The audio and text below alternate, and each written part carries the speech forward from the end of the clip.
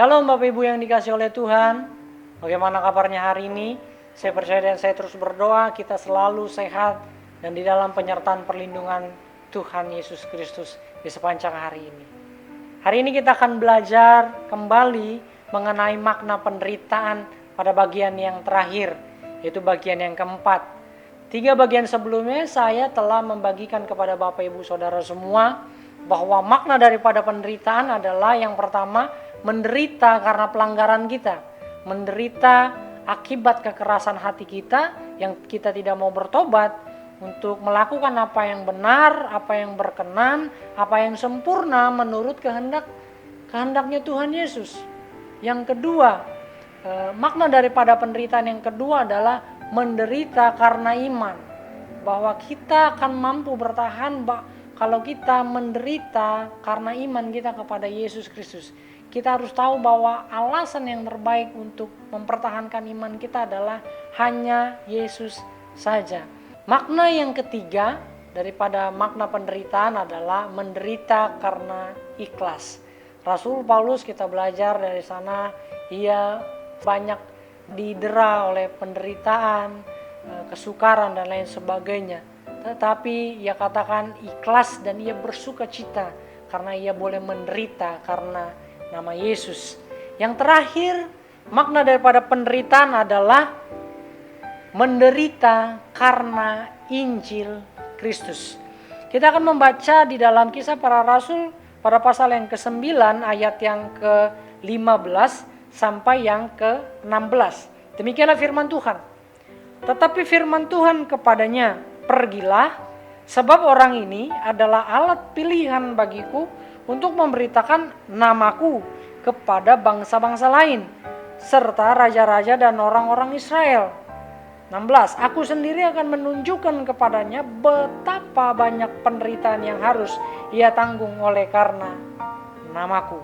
Kita tahu cerita apa yang tadi kita baca, bahwa Tuhan memberikan satu penglihatan kepada Ananias untuk menumpangkan tangan dan mencelikan mata yang buta dari Saulus atau Paulus ketika itu, bahwa Tuhan berfirman kepada Ananias bahwa untuk pergi, karena orang ini, yaitu dikatakan Saulus ini akan menjadi alat bagi pemberitaan nama Yesus, dan di dalam pemberitaan itu Tuhan Yesus mau menunjukkan kepadanya betapa banyak penderitaan. Dan kita juga mengetahui banyak penderitaan yang Rasul Paulus alami.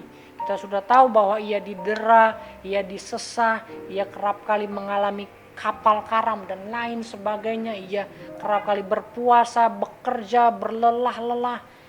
Itu oleh karena ia memberitakan Injil Kristus. Dan ia tetap setia sampai akhir hayatnya. Sebab dia tahu mengapa ia menderita. Dan oleh karena siapa dia menderita? Semuanya karena Injil Kristus. Kalau orang banyak termasuk mungkin kita semua menghindari yang namanya penderitaan. Tetapi Rasul Paulus meneladani kita bahwa ia menderita oleh karena nama Kristus. Bagaimana dengan kehidupan kita? Di dalam tulisannya di dalam 2 Timotius pada pasal yang ke-6 ayat yang ke-8, tulisan Rasul Paulus kepada Timotius dikatakan begini, mengenai diriku, darahku sudah mulai dicurahkan sebagai persembahan dan saat kematianku sudah dekat. Ayat yang ke-7, aku telah mengakhiri pertandingan yang baik, aku telah mencapai garis akhir dan aku telah memelihara iman.